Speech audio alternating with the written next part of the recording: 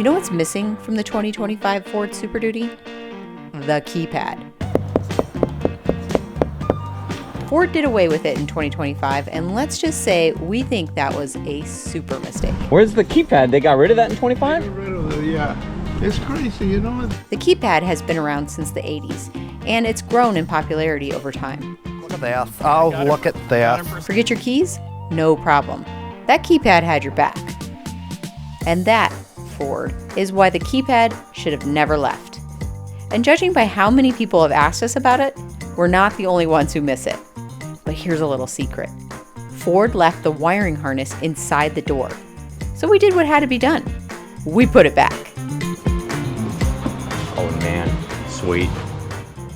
If you're just tuning in, we left the keys last week and we found a shop to install the keypad just outside Fort Lauderdale. For those that like truck mods, next up is the Smart Cap install. And we'll start preparing to hit the road for the season. But for now, we're checking into Yacht Haven for just one night. How'd it go in there? I upgraded to a water site because I figured we're not going to go to Yacht Haven and not have a water site. It was $38 more, which is what I remember RV parks used to cost entirely, was $38. But not here. Not here.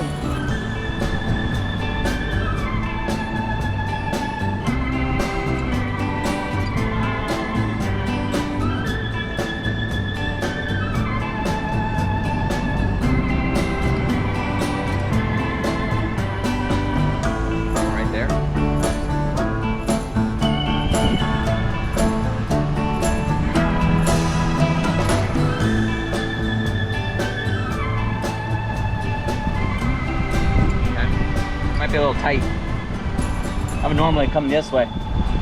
Yeah, okay, turn around. You can't do that? No, I'm gonna help you out. Okay.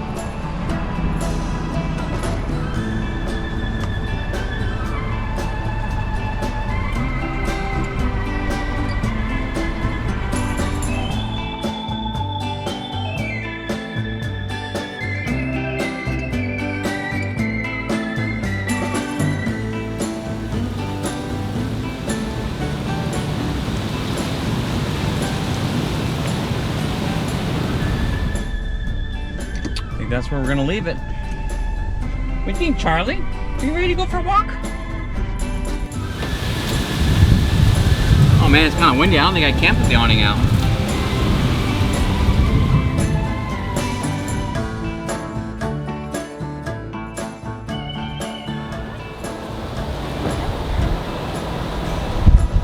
I thought it'd be interesting to stay here because I've heard about Yacht Haven, and it's not like they're not little boats behind us. They're big boats, and I always thought it'd be kind of cool just to see what it'd be like to have an RV park that like had these big yachts just sitting on the back.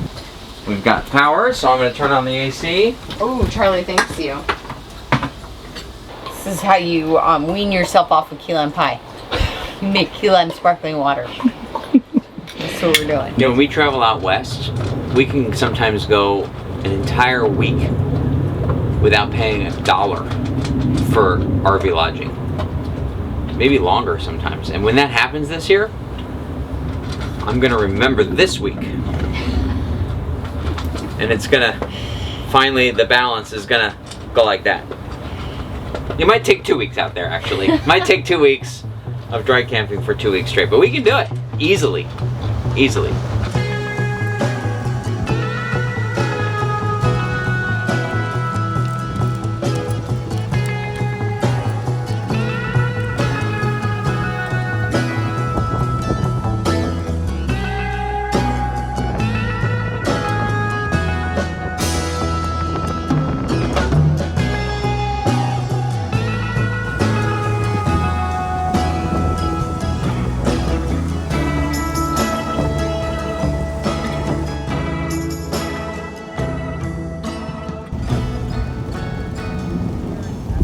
Has been forever altered.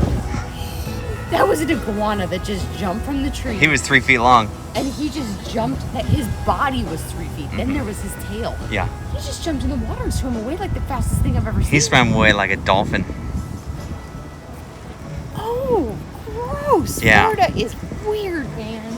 I know. When you see things that you don't, Your mind can't fathom. and now it's like, I mean, you already didn't want to get in the water. And Never getting in. Never.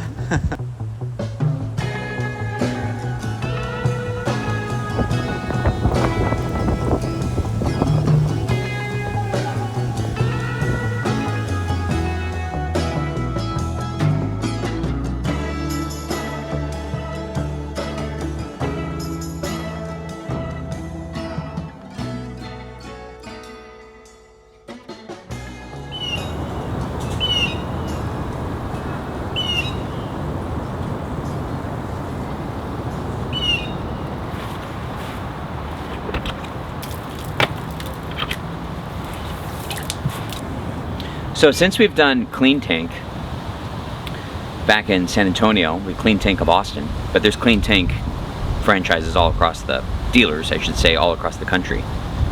We haven't used any products in our tank other than what they recommend. Every once in a while we'll use like the Pine Sol and Calgon, but I hardly even use that.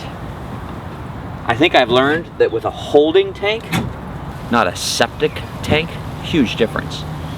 I've learned that a holding tank, you want stuff sloshing around, staying lubricated, because we fill it, you empty it, you fill it, you empty it. I don't want anything sitting in there. And if you keep a lot of water in your tank, I don't even think you need anything. I mean, we'll put the Calgon and Pine Sol down there every once in a while if we feel like we need to. But when you're in the RV and you're dumping and flushing and filling, and it's fine. No odors. If we have an odor, if this rig, every rig is different. If this rig has an odor, it's putting it away and letting it sit dry for a period of time. And a lot of that went away when we cleaned our tanks. There's still a little, but a lot of it. And so I'll put the Calgon and Pine Sol in there. Like now that we're empty, I'll put that in there because we're gonna put the RV away for a couple weeks before we go out again. And that'll help that.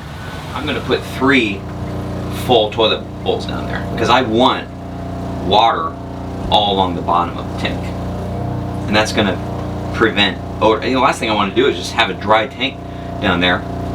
You can kind of visualize a dry tank, how that would create odors, especially if you're not using the RV, because what keeps these smells away is the fact that you're constantly using it. I strip the bed, put all the towels, wipe down the counters, make sure that it's ready to store. Okay, thank you. Is the mount over there too? Yeah.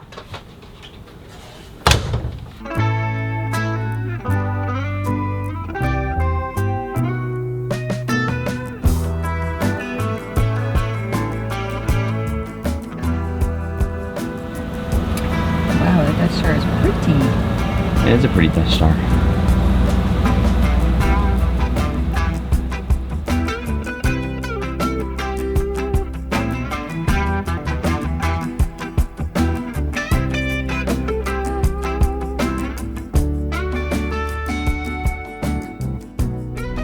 I gotta get that 60-gallon tank because I've got 6 miles to empty.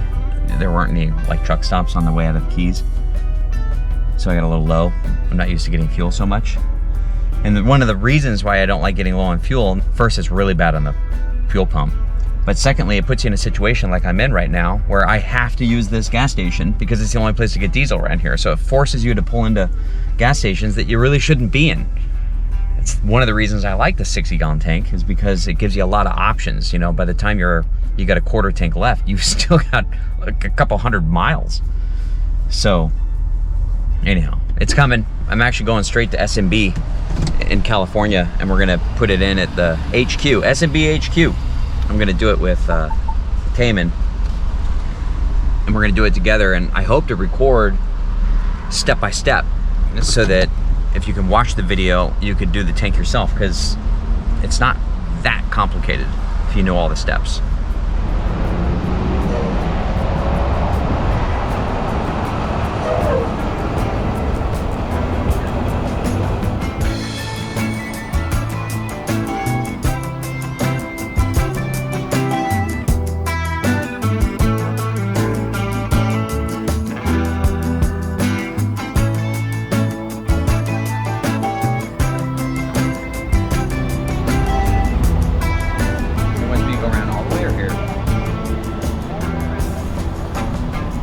even turn left because it's too tight right here.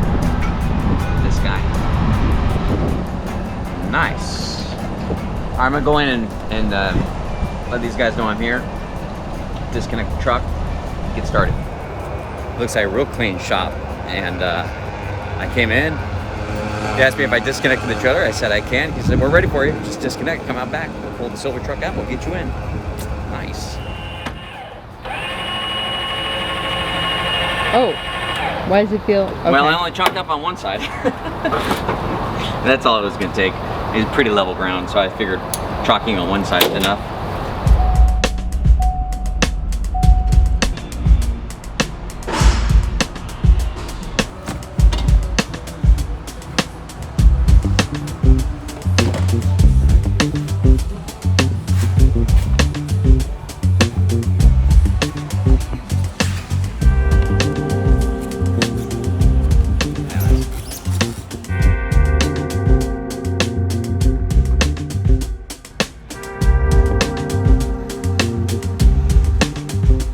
Right out.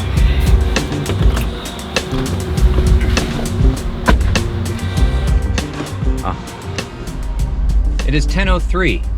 I pulled into the shop 40 minutes ago. They charge $500.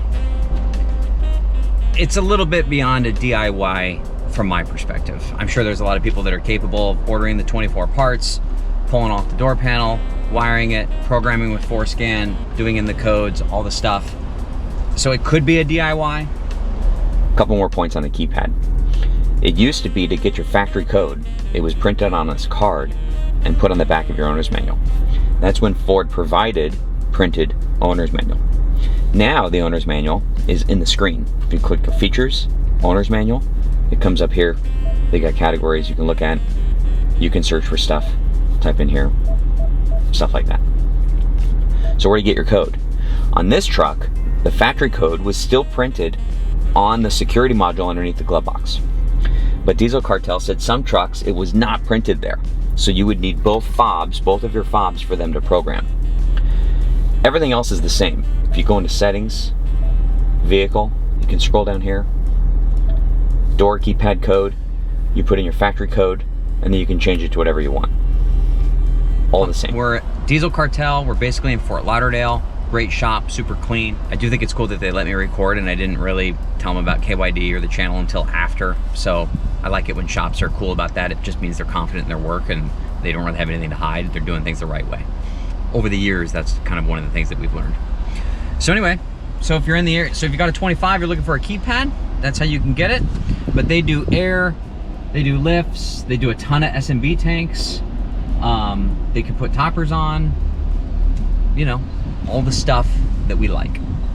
It's already done? 45 minutes. It works? Oh, yeah. It's like I'm home. I'm home. Just settling into the comfort of having a keypad. You just don't know how much you miss something until it's gone. I know, babe. I got something else to show you too. Oh, geez. What did you do? A little surprise. What did you do? Oh, you're gonna love it. Isn't that awesome?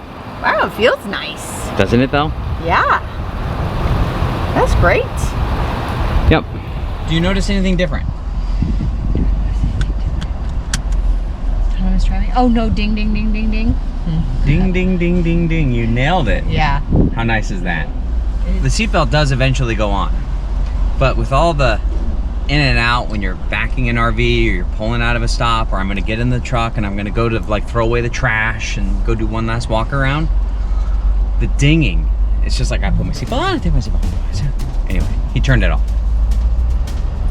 And they lowered the lights down. Oh, nice. And he showed me how to do it. Very simple. Okay, good. You want to throw that seatbelt on now? See, I still have a seatbelt reminder. There you go.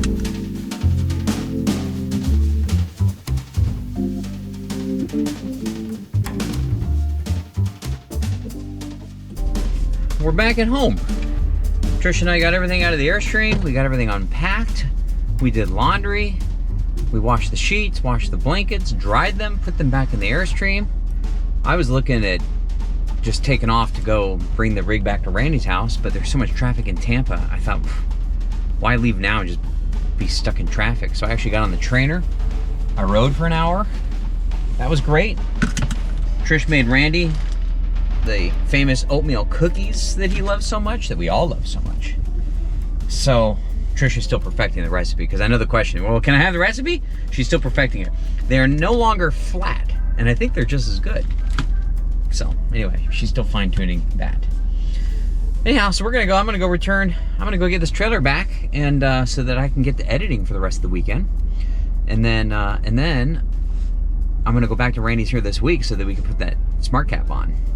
And the rest of the T-mat and E-trailer, sent all the parts for the horn, the compressor, the tank, airbags, Airlift 5000. Gonna be some fun videos coming up. And then of course, we're gonna do some essential gear camping stuff as we do normally in the spring, and then we'll hit the road for the season. Big route this year.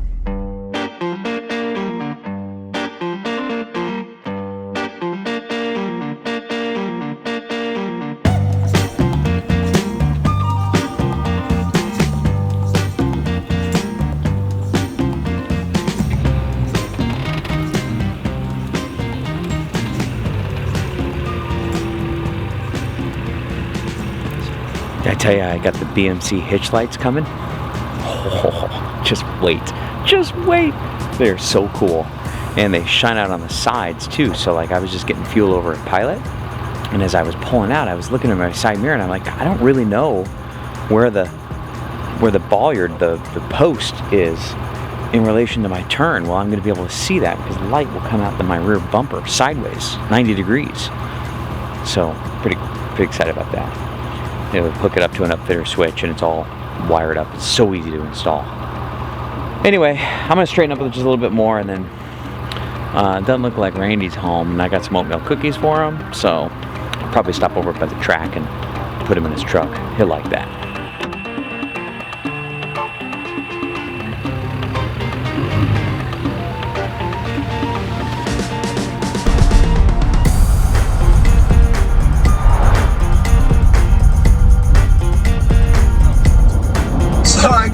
My mouth full. I walked to the gate a second and they go, oh yeah, somebody just come by here to see you. And I go, what?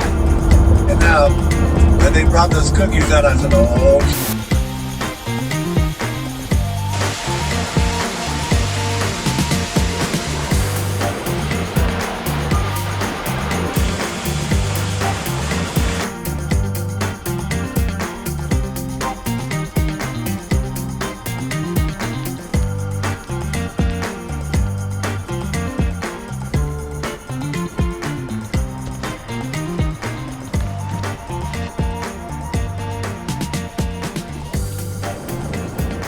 You know, it's the last time I'm going to be able to really be able to clean this back window.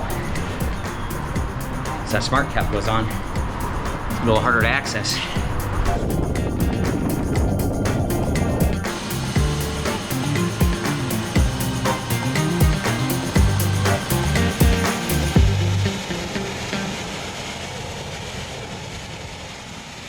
Well, how's it going? Oh, just troubleshooting stuff. Like what? Trying to get the welder to work, and Whoa, we're not welding this thing together. I have projects of my own too. Okay. You know? Is that okay?